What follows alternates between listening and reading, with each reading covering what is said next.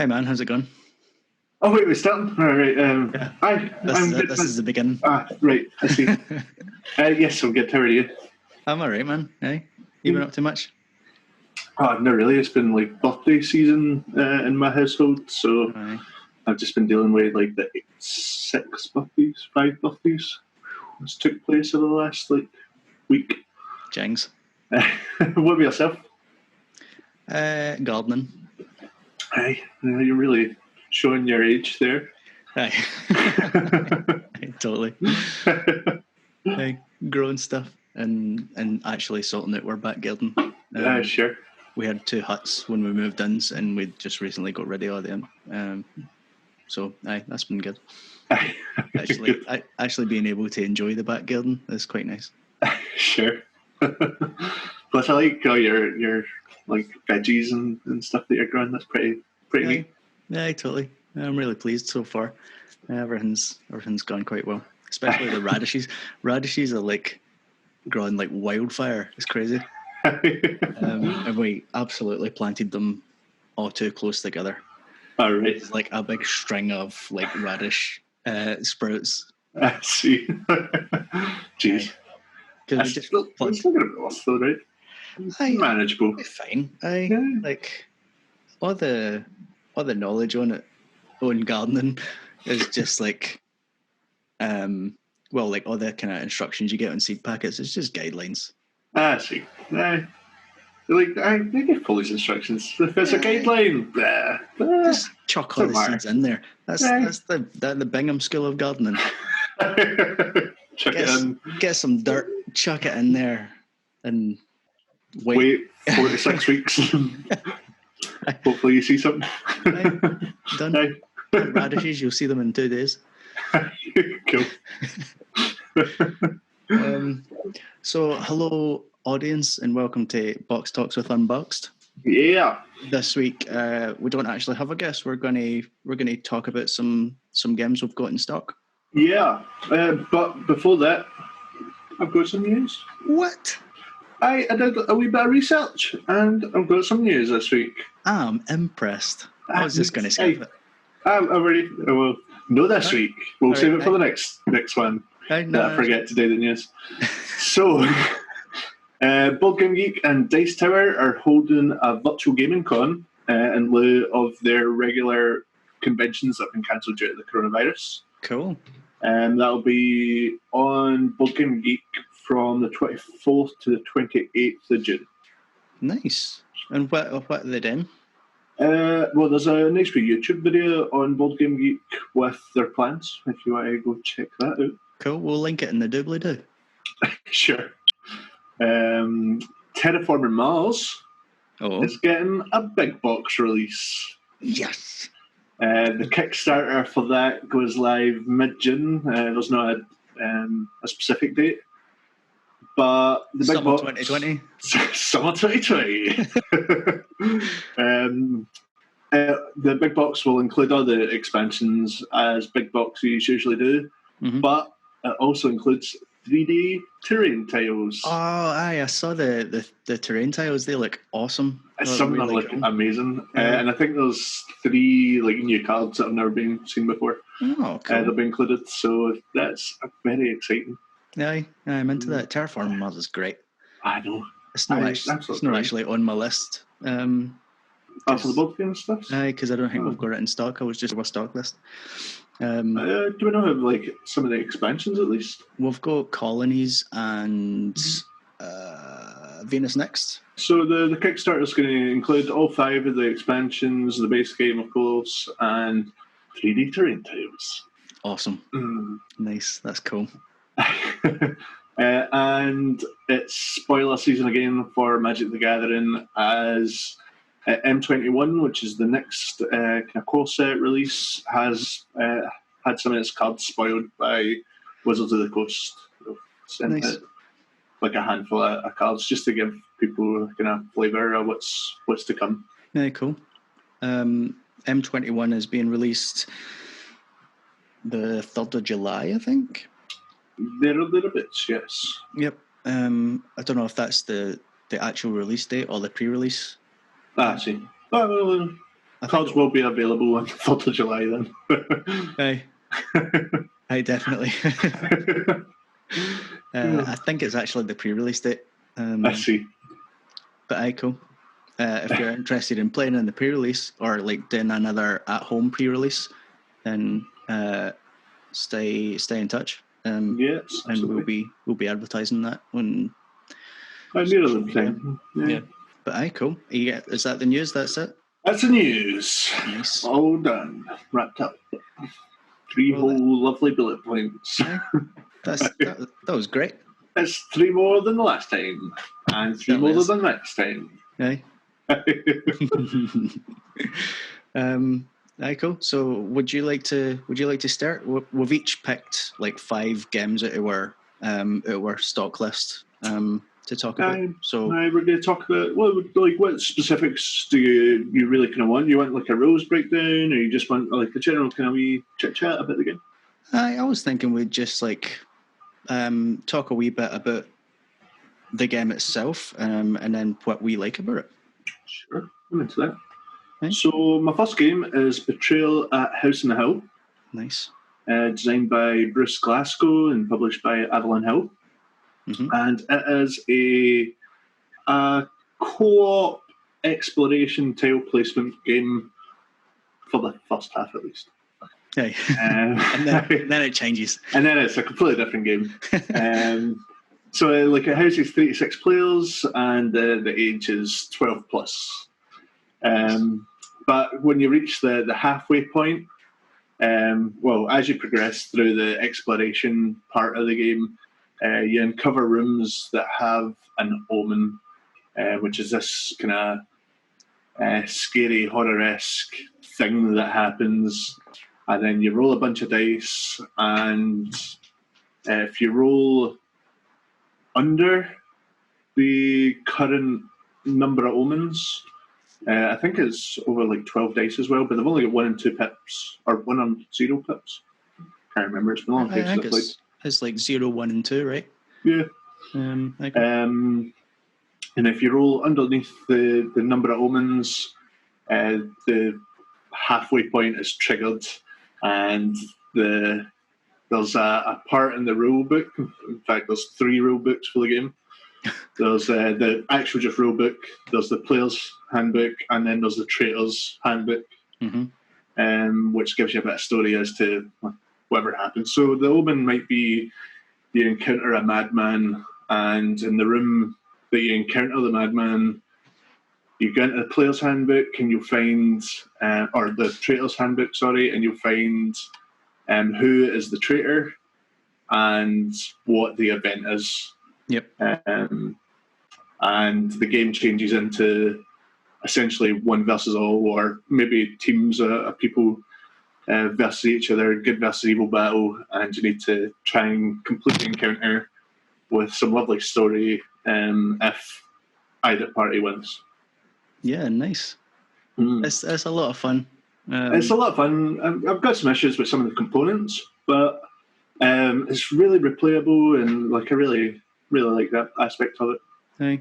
What components do you have issue with?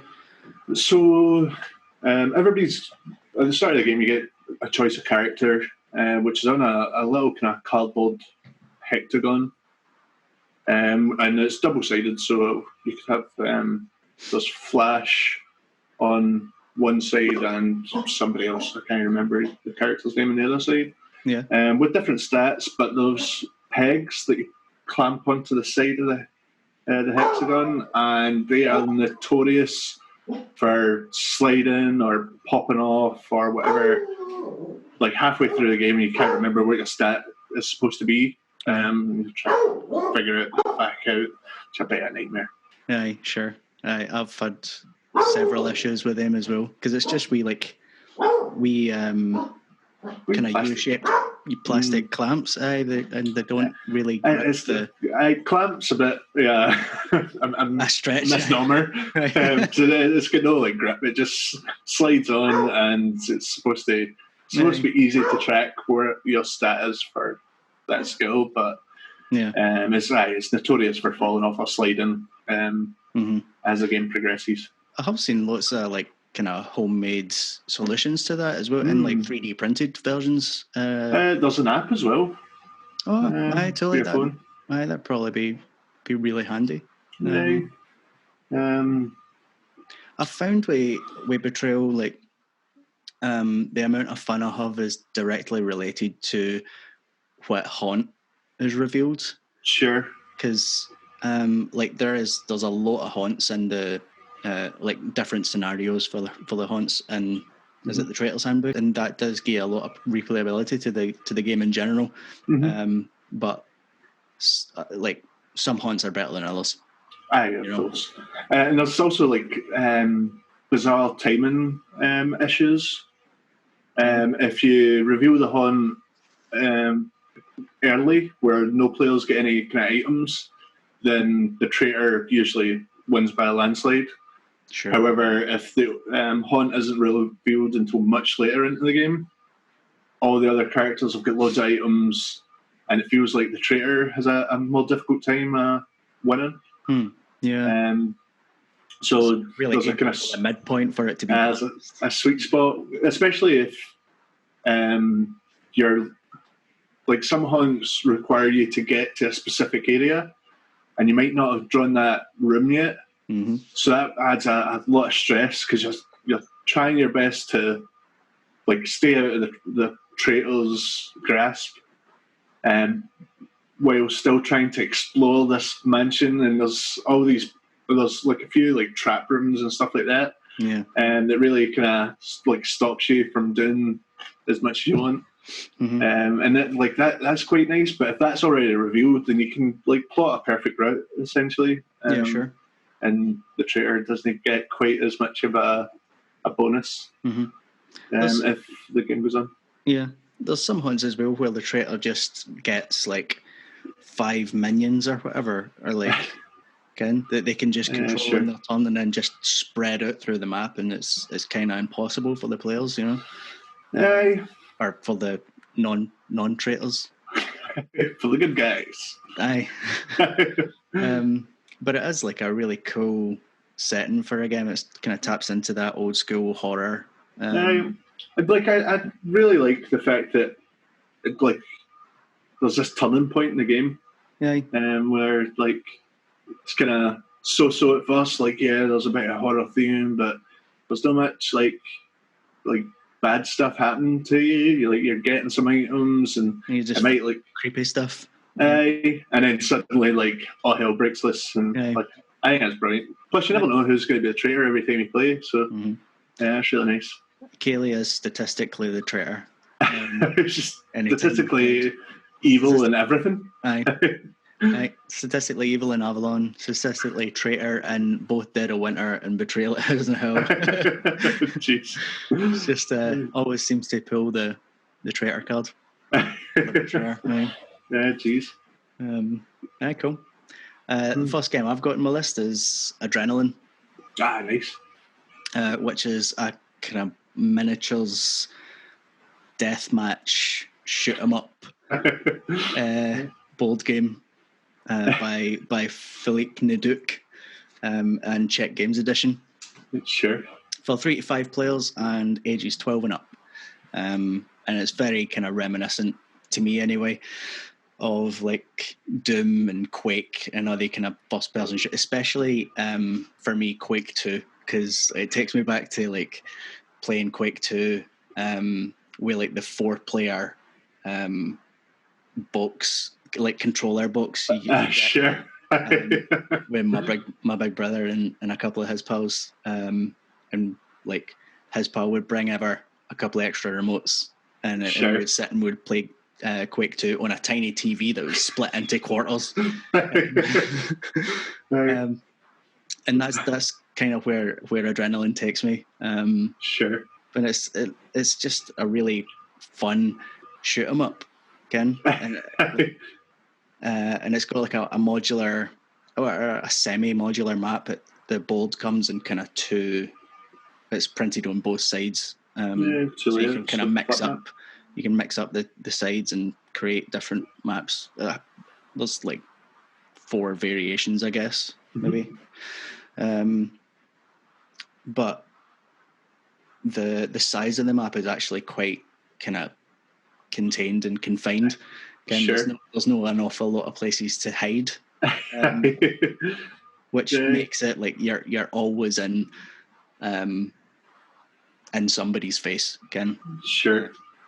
So how do you win adrenaline? Like how do you? It's kind of point based. Like you get points for killing somebody first, you know. Sure. So, and points are also divvied up when somebody dies, because damage is tracked on a wee player board. So everybody's got a different color of damage tokens, which they then give to whoever they've just damaged. I see. So whoever's got the most damage on a player when they die gets the lion's share of the points. And I think it's like 8 points for doing the most damage, and then it goes down 6, 4, 2. Sure. But like for killing that person first, you get a wee skull. Cool. Which you get to put on your player board, and that's extra points at the end of the game. I see. A nice thing about it is that once a player dies, they are not worth as many points to kill again. Sure. You kind of just like keep killing the same person.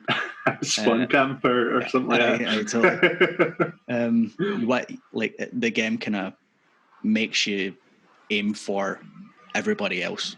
Yeah. Yeah, you like really kind of like target the strongest players for the most points. Definitely. Like if somebody makes it a good few rounds in without dying, then they're like enemy numero uno. Get what I mean? Sure. Or target numero uno. Yep. But targets become less valuable as they die multiple times. And like another nice thing about it is you'll never even a turn away from like weapons or ammo. Sure. The board's populated with ammo tokens. You can pick up any weapon as long as you're at one of the weapon spawn points, of which there are 3 in this tiny map. So you're like, never very far away. And then you expend that ammo to use the weapons. Nice. It's great. It's like just a really fun, and it's relatively quick as well. It's like so like half really an hour, sure, 45 minutes. Wow. So it really kind of lends its name to its kind of play style then, like it's so fast paced. Cool. Definitely. It's an awesome one, and it's got an expansion out, maybe even more than one at this point. I don't need to do my research very well. Didn't do research. But the expansion's called like Team DLC or something, which just introduces a kind of team variant of the game. Nice. So you can do a team deathmatch. Cool. But it's just a really fun game, and it's kind of take that, and as much as everybody's in direct conflict with each other, it's like it never hurts when you get taken out, you know. Like it's never that way in like Munchkin. If you're sure, if you've built up a lot of stuff, and then somebody takes you, and then you lose all your stuff, and it's like, well, fuck. And it's never like that. It's always a lot of fun, and all the weapons are really interesting. There's a lot of variety in it. Sure. Plus, the more you get damaged, the more like abilities you unlock, right? That's right. Yeah, like every time, there's a couple of thresholds on your damage track. Extra action you can take, and an extra move that you can take. I think you might be right. Totally. Because like if you're pretty damaged, or if you're about to die, pretty much, then I remember being able to like move, shoot, pick up ammo, and then shoot, or shoot, pick up ammo, and shoot again. But absolutely. When you execute, but when you respawn, you feel so neutered. Like I've just been killed, but all I can do is move and shoot. Aye. So you're kind of like welcoming damage, like please ship me so I can go do more stuff. But the nice thing is you're never far away from some damage anyway. No, at all. Especially in like a 5-player game when there's like there's 4 different Wii modules that you're in. So like in a round you're going to take damage from somebody. Sure. Usually whoever's closest. And there is like line of sight rules, so like there is opportunity to hide, but it doesn't often last very long. You can definitely be smart about where you end your turn. But some of your weapons like care about like moving opponents like to or fro or completely away from you. There's weapons that need a certain amount of range before you can use them. Like there's a grenade launcher that you can't shoot at somebody who's like directly adjacent to you, which makes perfect sense. But I find myself sometimes still going, oh damn it. In the same vein, there's like a sledgehammer where you need to be within like the next square essentially. And there's like a heat-seeking rifle or heat-seeking missile launcher or something. Which only works if you've no got line of sight. So there's loads of special rules that make it fun. Definitely. And it means you can adopt loads of strategies, which is nice. Sorry? It means you can adopt loads of strategies, which is nice. Definitely. Like you can be in, like if you've got like the sledgehammer or the shotgun, you want to be in somebody's face. If you've got like a sniper rifle and the heat-seeking missile launcher, for example, you don't want to be anywhere near anybody because you can't hit anybody if they're too close. Absolutely. But that's adrenaline. Sure. My next game is Dixit. Nice. Designed by Jean-Louis Ribera and published by like 18 different companies. So, wow. But it's for 3 to 6 players, ages 8+, and it is an image-based interpretation game where somebody takes, like on their turn, has 6 cards in hand. They need to come up with a sentence, which could be as random as you like, but it must correlate to one of the images in your hand. You play it face down. Everybody else selects a card from their hand. That they think is also represents the sentence. The cards all get shuffled up, laid out in the kind of tableau, and everybody takes a turn to vote on what card they think is the active player's card. The storyteller. The storyteller's card, yep. Yeah. And it's based on points. So you don't want everybody to guess what your card is as the storyteller. You want maybe 1 or 2 people to guess. If everybody guesses, you get 0 points. If nobody guesses, you get 0 points. But if a handful of people guess, you get a certain amount of points for that. Yeah. Plus, people that vote on the correct card get points and such. Very nice.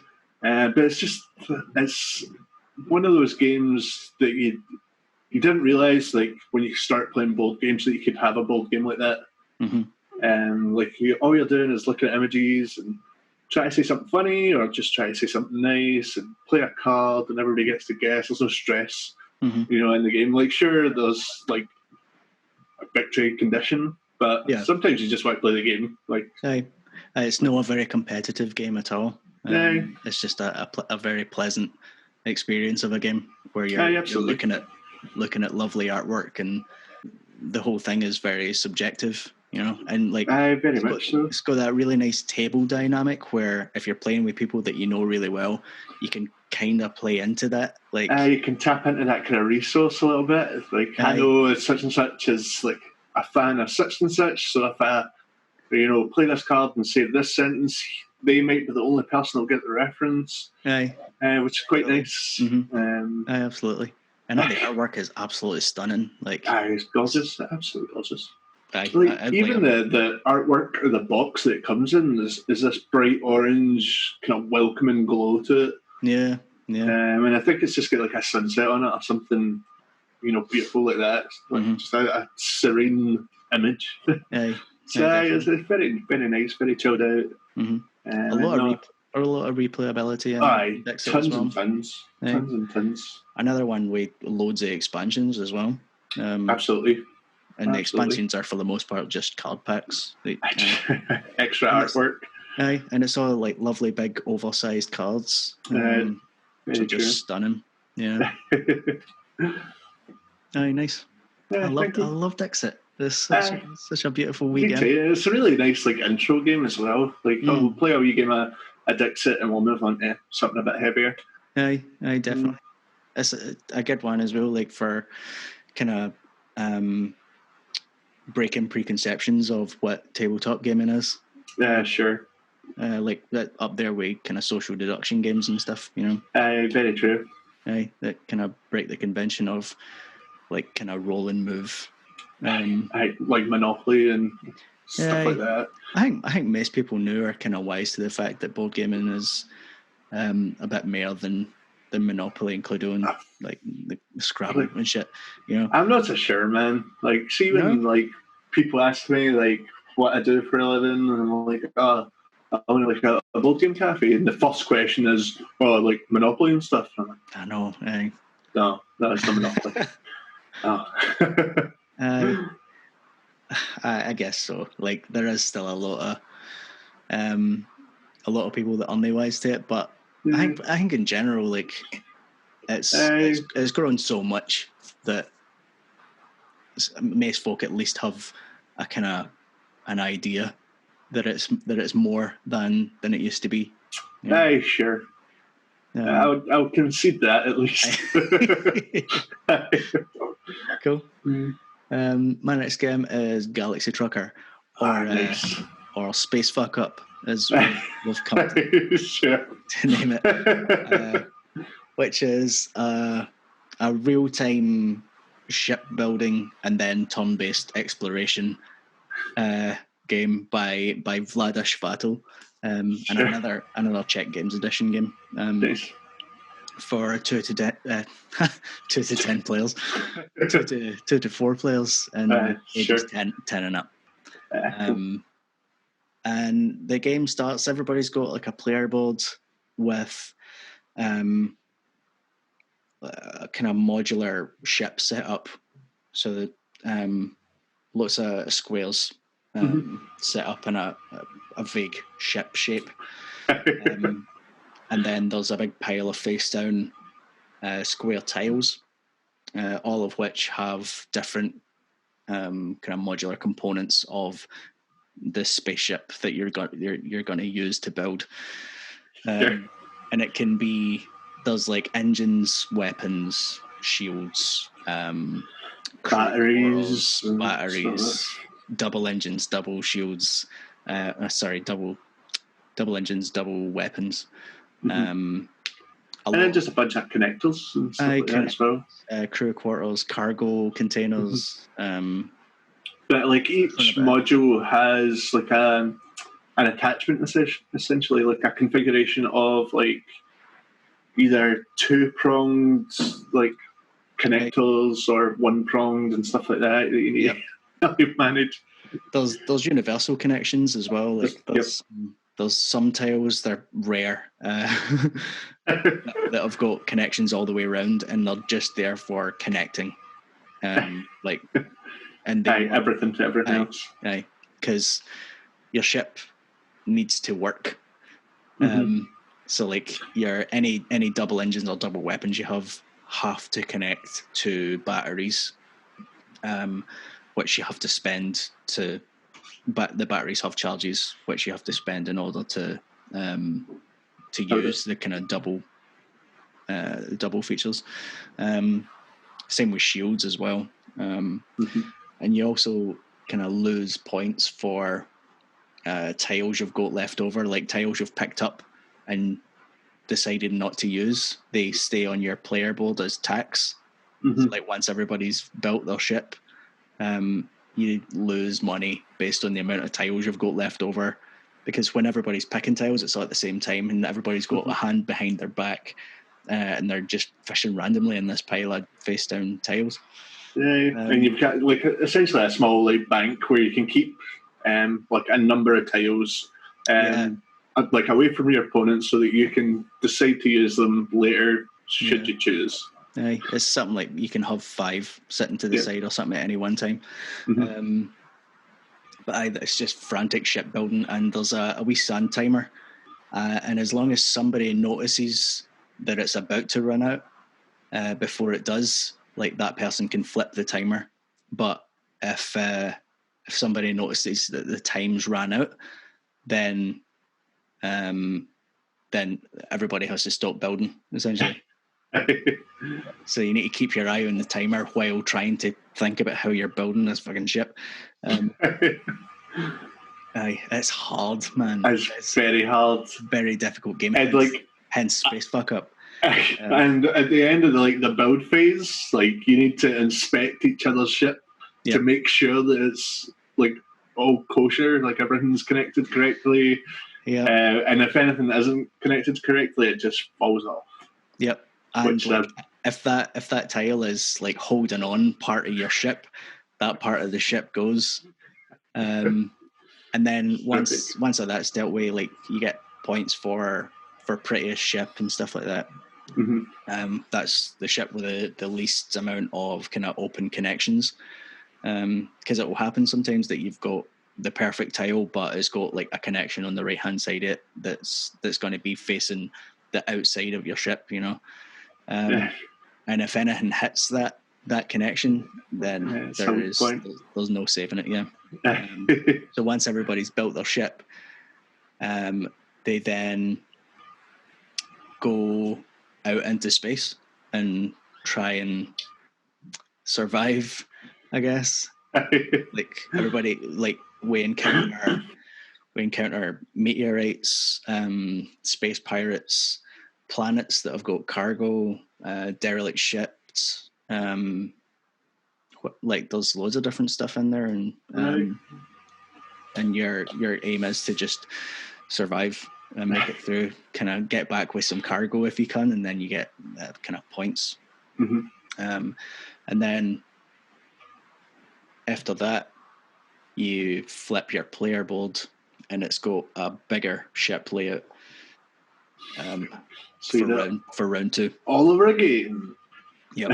And it just gets harder, and like the stuff that gets thrown at you while you're in space gets like increasingly more difficult to deal with. It's so hard. Yeah, sure. Well, my next game is Isle of Skye. Ooh. Designed by Andreas Pelikan and Alexander Pfister, published by Lookout Games, for 25 players, ages 8+. Nice. And that is just a simple kind of tile placement game where you've got your kind of starting castle, and you're trying to expand through a bidding phase where you're collecting tiles and selling tiles to other players. You're trying to build like just a lovely stretch area where your clan, it's your clan territory. And before you start the game, you randomly determine 4 victory point conditions, and they'll generate victory points as the game progresses. There's a lot of variation in name as well. Like every game is a different set of 4. Absolutely. So, like at the start of the bidding phase, there's a bag of wonders, a bag of dreams, satchel of hope. Yep, that you sack of fate. Put your claw hand in and tear out 3 tiles, pass the bag along, and they might be the most impressive looking tiles you've ever seen. They might be duds, but you get to choose 2 to keep and 1 to scrap, and you bid on your own tiles. So the more value you assign to one, a player needs to either match or beat that amount to pick it up. So you would reclaim your own money and the cash that somebody has paid for that tile. Mm-hmm. And you can use whatever money you have to buy other players' tiles. Yep. And then it's just all about placing tiles, trying to get, like cows and sheep, if that's the victory card, victory point condition, or trying to enclose bodies of water, trying to add in barrows, because barrows generate you extra coin every turn. Yep. Yeah. And the game just expands, and it's beautiful, and it's tense, not because of whatever everybody else is doing, but because you're trying to perfect your clan territory, while still trying to kind of keep an eye on what everybody else is doing, so that you can inflate the prices of some of the tiles that you've picked up. Totally. You can be really clever about the kind of prices you assign to the tiles you draw. I really screw somebody up, especially if they've spent lots of money and have none saved over, other than the coin that they would get from their territory, essentially. Mm-hmm. It helps to be in last place in terms of the auction phase. Very true. Because at that point, especially if you draw some good tiles, at that point, other people have bought your tiles, and then you've got money to spend. Absolutely. It's a wee bit hard to be in the first player position, and then because you spend your money and then you receive some money. Yeah. So you can't get the perfect tile for you. You need to settle for something a bit lesser. Sometimes you'll just skint, because it's the same money pool you use to actually assign the prices to the tiles that you're selling. Very true. And especially if you draw tiles that you want, you want to obviously not make them cheap for other people to buy. But you don't also want to make yourself broke by over committing to something. So there's a really nice kind of balancing act for the auction phase, but it's like a little personal Carcassonne that you're building, Very much. You're trying to connect everything and make sure all the orientation's correct. Yeah. And it builds this beautiful terrain as you progress through the game. Yeah. I've always found that such a lovely kind of visual aspect when you're even if you've got the jankiest build that generates no victory points, you're still creating something that looks awesome. Yeah, nice. I really like Eyeless Guy. Yeah, me too. The next one I've got is Ticket to Ride. Sure. Which, if anybody doesn't know, it's a kind of set collection, hand management, route building game by Alan R. Moon and Days of Wonder. 2 to 5 players, ages 8 and up. And I feel like, especially in our community, Ticket to Ride's kind of often overlooked. I know a lot of people. I tend to seem very interested in it, and it's dead simple. Very simple. There's you can do one of 3 things, I think, on your turn, and that's buy a route, get some cards, or get a new route. True. And that's it. But in spite of its simplicity, it remains a really engaging game to play, because everybody's kind of try to build in different directions, and there's every chance that somebody's going to take the route that you're kind of building towards. Very much. You need to kind of think on the fly and readjust your train route across the country. And there's a lot of different kind of lengths of routes as well, that you, and paths to victory in that sense. Absolutely. You could get lots of small routes, or you could aim for the California to Maine, bottom left to bottom right. Very true. And there's so much variety in Ticket to Ride in general as well, because there's 40 different editions. Well, I think there's maybe like 6 or 8. But it feels like there's 40 different editions. There's loads. There's Europe, Germany, Nordic countries. There's Daydream London. There's a New York expansion, and like each edition has kind of different stuff going on. Like, it's a small like extra mechanism that kind of keeps it going. Aye, totally. Like those shipping routes in certain editions, and like tunnels in other ones, and there's all sorts. There was one in the Steam edition that we were playing for a while. Yeah. There was the companies thing. Sure. Aye. Like if you go certain routes that were associated with certain different companies or like kind of train corporations, then the more you go of certain, the more you go to routes that were owned by those corporations, then the more extra points you get at the end, I think. Something close to that. Because you're trying to fulfill you're trying to fulfill like their mandate essentially by like collecting enough routes for them, and then they rewarded you as such. That's it.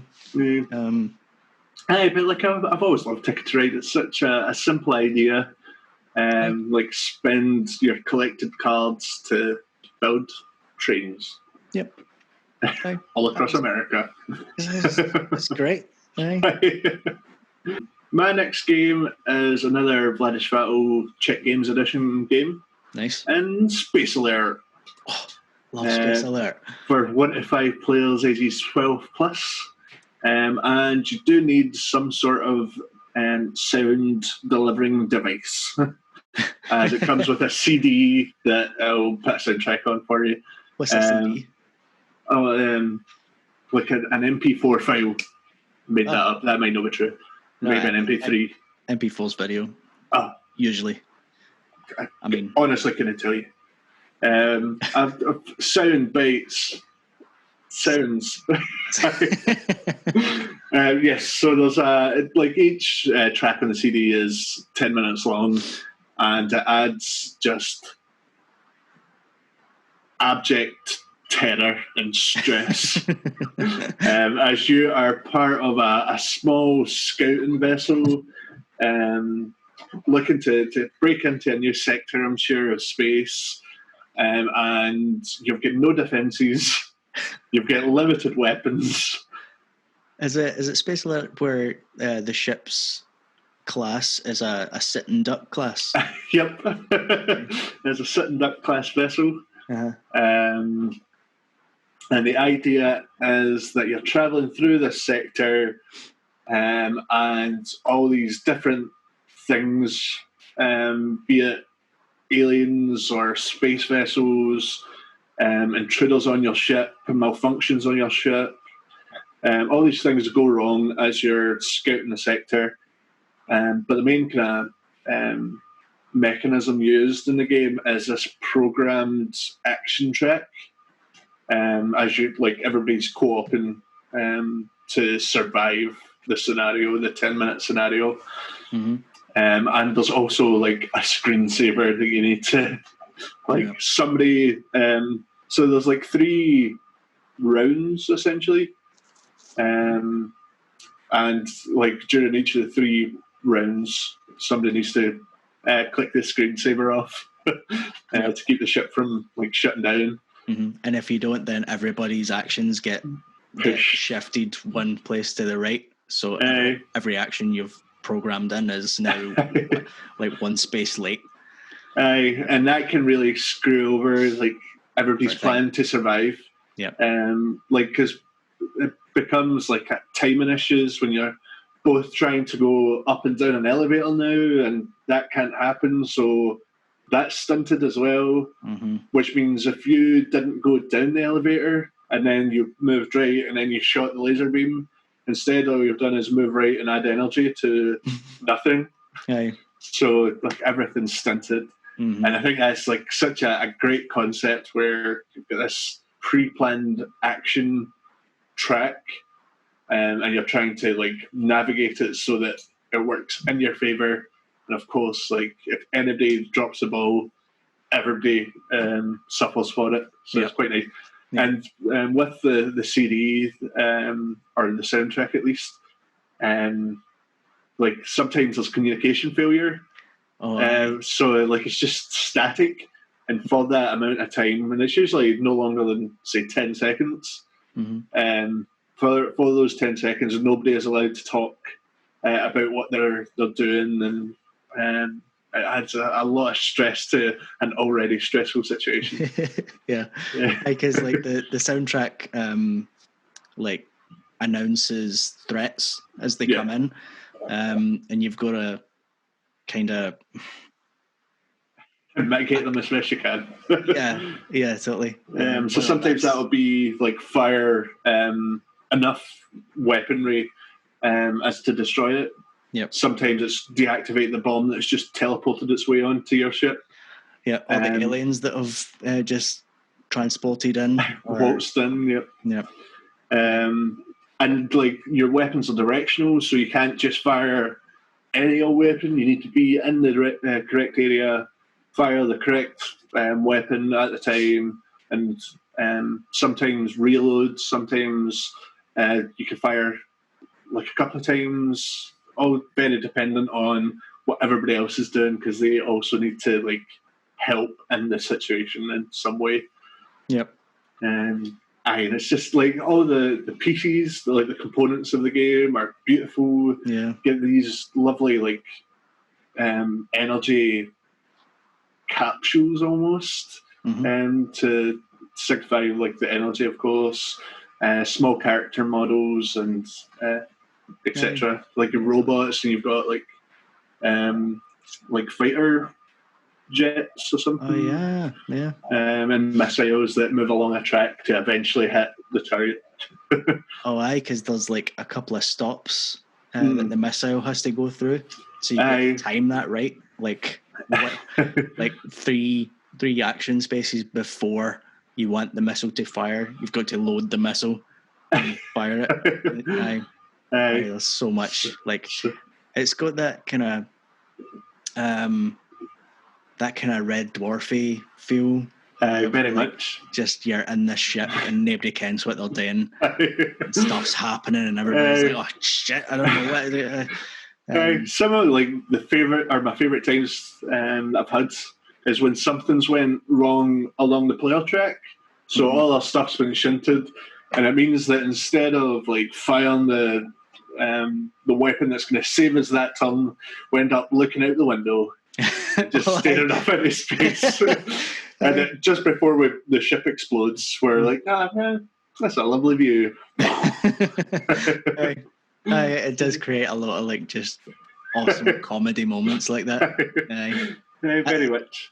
But cool. My next one is Ghost Stories. Ghost Stories. Yeah. One of the hardest games I've ever played. Right. It's a cooperative kind of village defense game by Antoine Bauza for 1 to 4 players in ages 12 and up.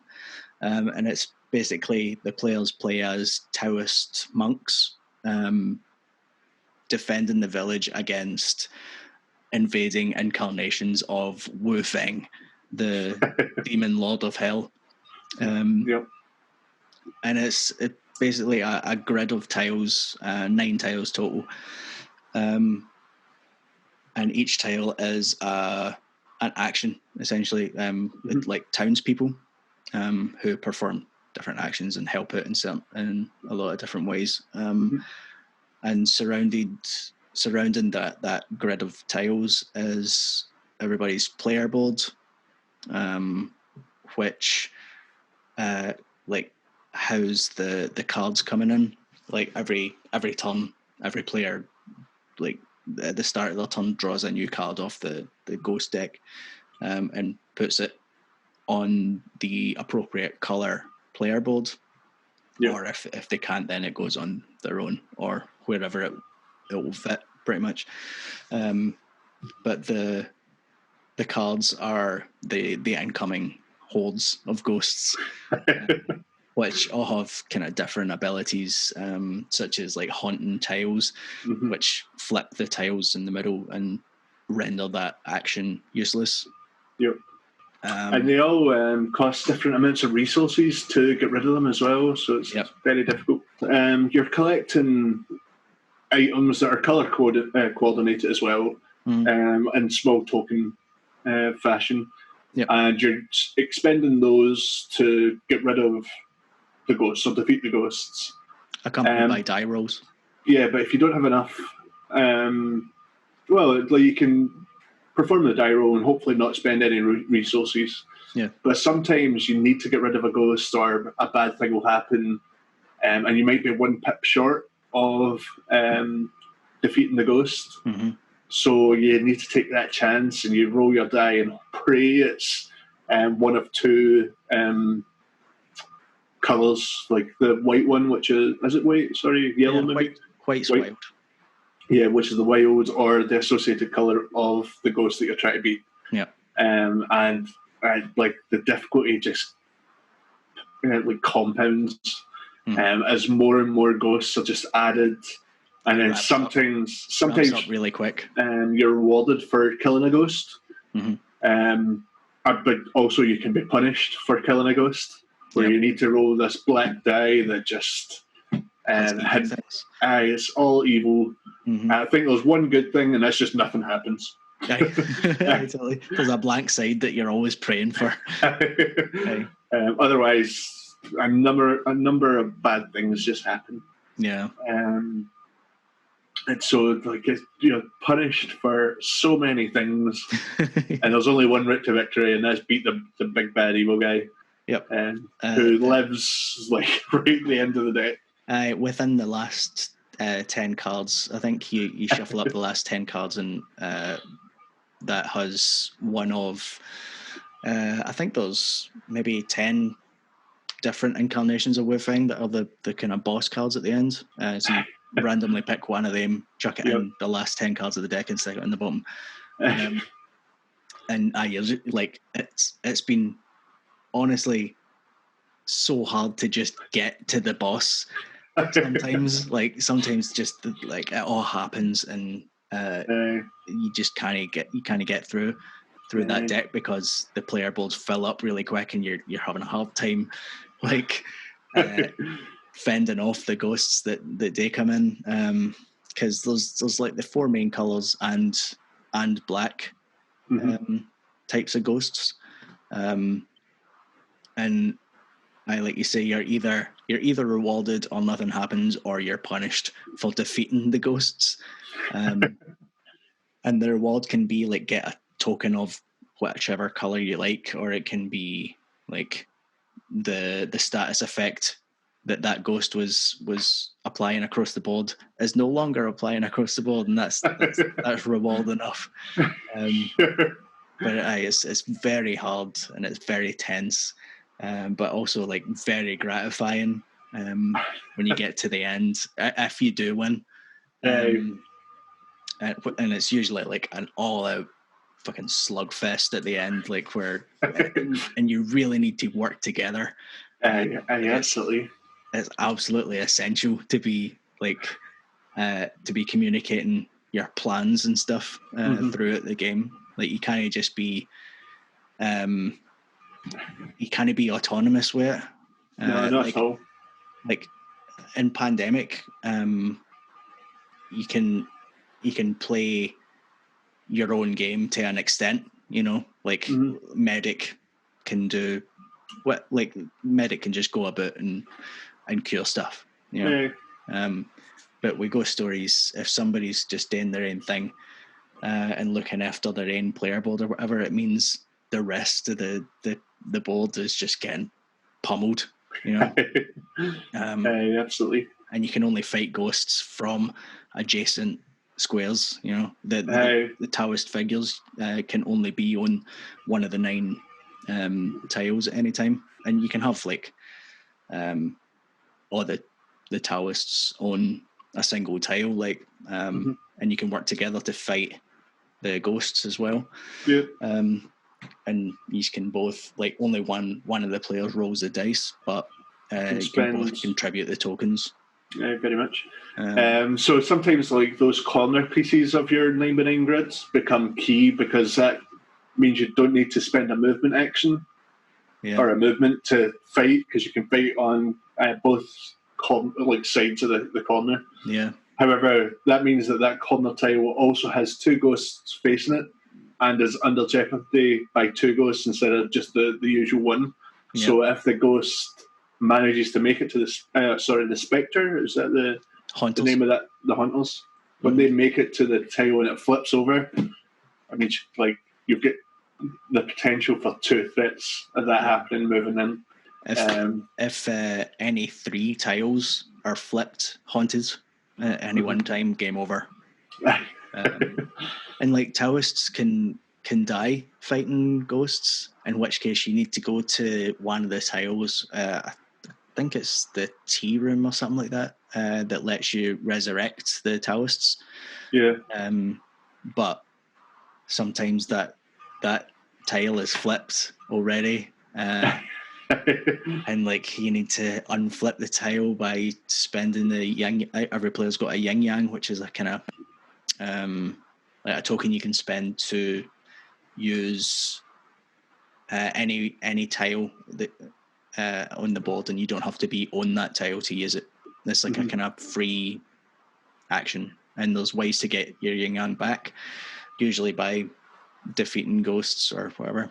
Yeah. Ghost story. It's like the Kobayashi Maru. Get what I mean? It's so difficult. I feel difficult, but really, really gratifying when you do win. And there's like a scorecard as well. That's so you true, can you can record your wins. It doesn't take too long, especially setups. Setups like 10 minutes max. If that. Yeah. So my last game is Nitwit. Nice. A word game, very much like Stop the Bus, if ever you've played it. By Matt Leacock, Z-Man Games. Nice. Housing 2 to 8 players for ages 8+. Cool. I don't know if I ever have played Stop the Bus. It rings a bell. Stop the Bus, you just have like categories. And one person is through the alphabet, somebody says stop, they say out the letter, and then you just need to make a unique answer with that letter of that category. Right, I think I have played, maybe when I was a child. It's a childhood game. Unless you're me that plays it after the pub, where everybody that I've invited around for a party. Cool. Everybody, pen and paper, we're playing Stop the Bus. Nice. So the game, everybody choosing a spill, depending on the number of players. You may have 2 spills. Mm-hmm. You place it on the tableau, essentially, and just place it on the table somewhere. You put a loop of string with a clip on it. Mm-hmm. You put that round the spill and lay it however you'd like. And you draw from a pile of tags, essentially, that will have an adjective of some descript. And once everybody has placed the spill and their string with an adjective at the end, the spill can have multiple string over it, because you can have a combination of up to 3 or 4 adjectives. So you need to come up with a unique answer to, without talking to anybody. You need to write down something that that can be described by all of these words. Mm-hmm. And at the end there's a scoring phase. But if you disagree with anybody's answer, you can call them a nitwit, and they need to argue their point across until it's ruled in either way. Yep, sure, I'll let it slide, or nah, you're not having it. This is wrong. Usually comes down to a thumbs up, thumbs down for everybody. Yeah. And as you're coming up with these words and things that are associated by all these words, mm-hmm. If you finish first, you can take a button that has, I think the most has 4 pips on it. And then second player can get 3 pips, 2 pips, 1 pip. I have never had any more than 1 pip. No. No, I'm always last. Right. Sometimes it's really difficult to get like a thing that is easily descriptive by all the words. Because sometimes you get like imaginative and like mythical and stuff like that. Mm-hmm. You need to come up, like, pour through like stuff that you've never thought about before to find like a mythical thing and hope that you can argue that it's correct. Yeah.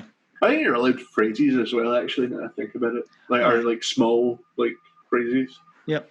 Yeah. It can be anything that is described by the words. Yeah. But like, it's a lot of fun, especially if you're playing it with friends that you're comfortable with, because then you can be as lewd or as topical as you would like to be. Yeah. So it's another one that really benefits from that table dynamic if you're playing with people you know really well, because you can what folk are going to find funny. But you don't get points for being funny. Like, that's sometimes it just helps the game go along though.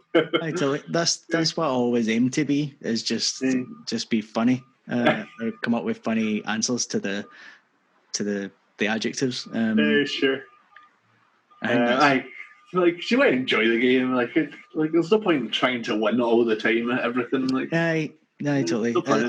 It's another one of the games that's just like, it kind of discourages playing to win. Absolutely. Because you might finish quick, but you might have like fudged an answer that's like, sure, that'll do. That's quite wrong. I'm going to argue this. Might be technically correct, but it's not very entertaining. But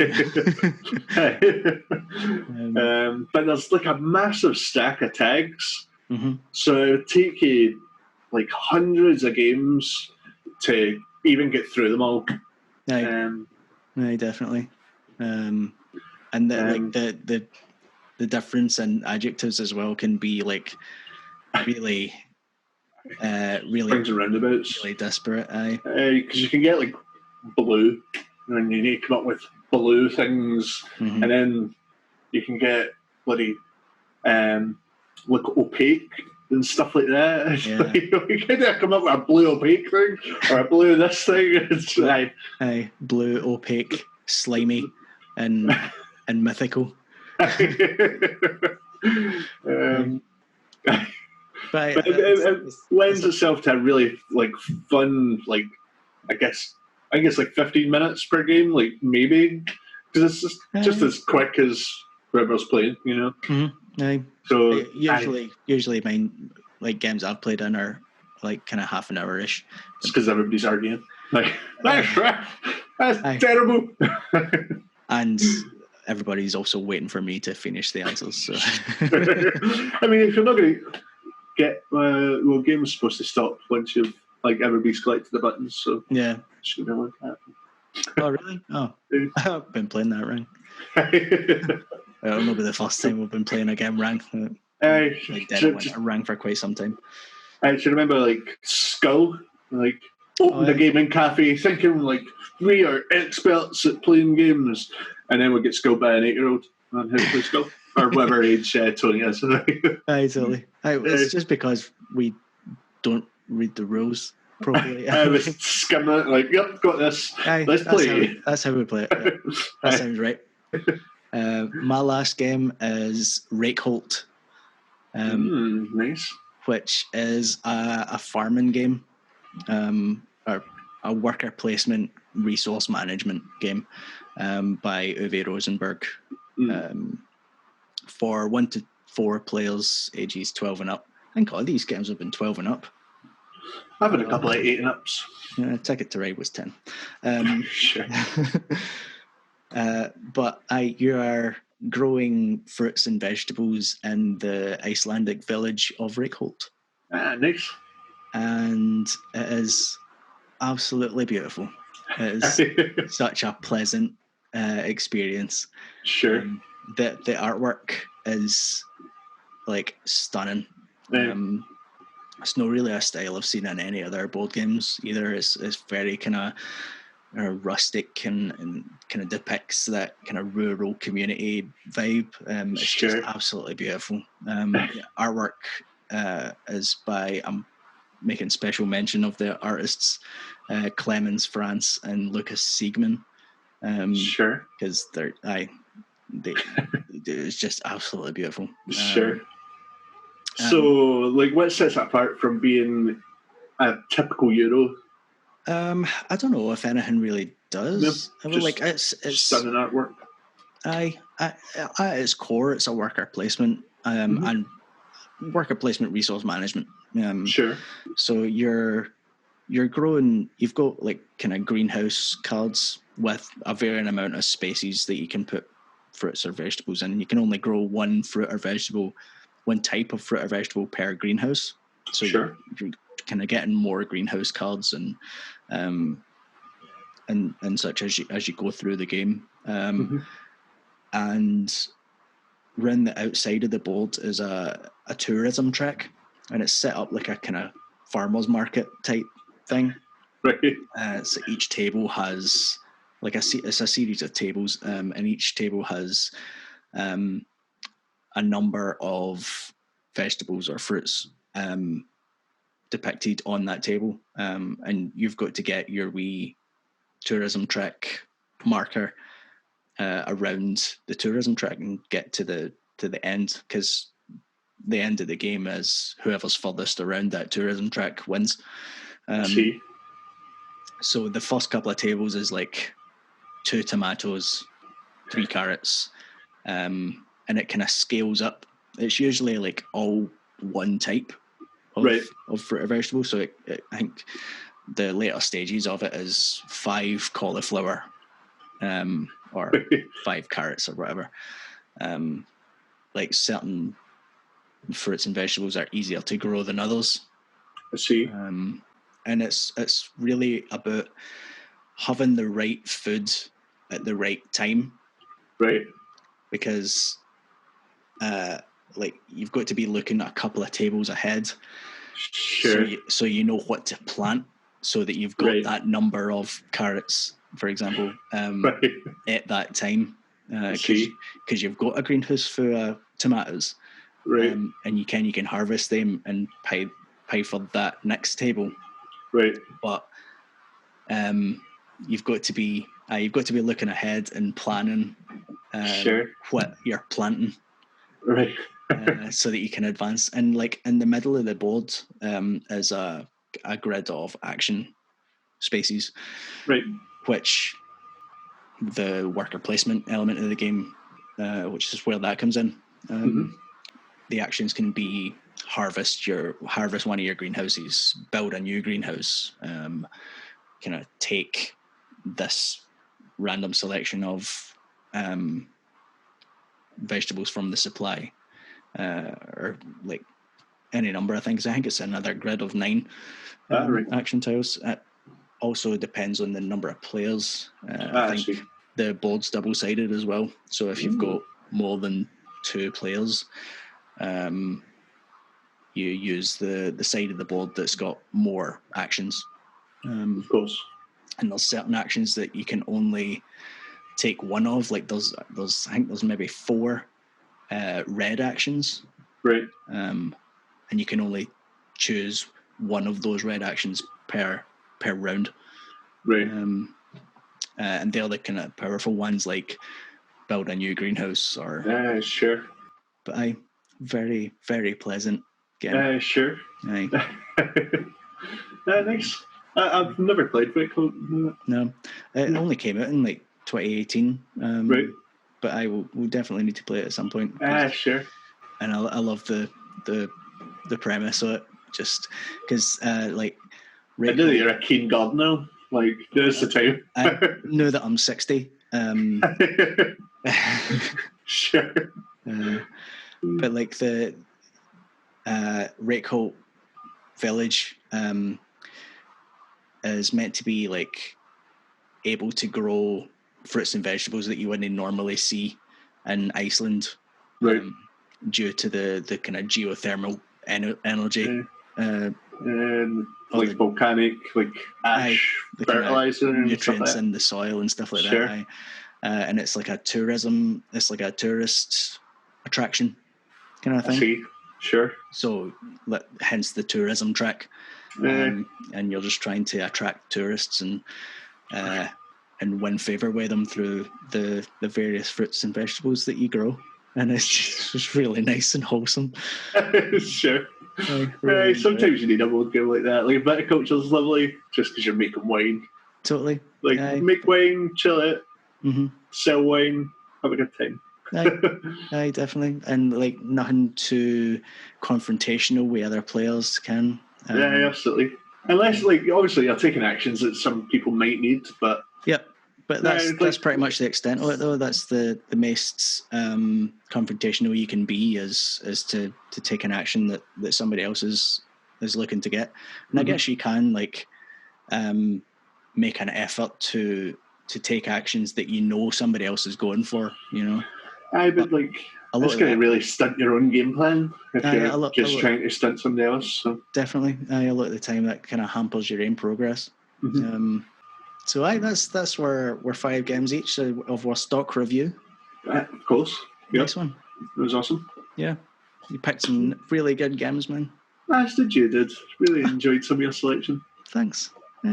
Me too. I really miss playing board games. Aye, me too. Aye. With people, like you can play them online and stuff, but aye, totally. But it's not the same when you're like being salty towards people and stuff like that. Right. So thanks for watching. Like, comment, and subscribe, and all that kind of stuff, and follow us on the socials. Check out our Unboxed store on our Facebook page, and. We deliver all over Ayrshire. Not a problem. If you're, absolutely. If you would like any of those games, get in touch, or any of the other games in our store, because we've got them and they're for sale.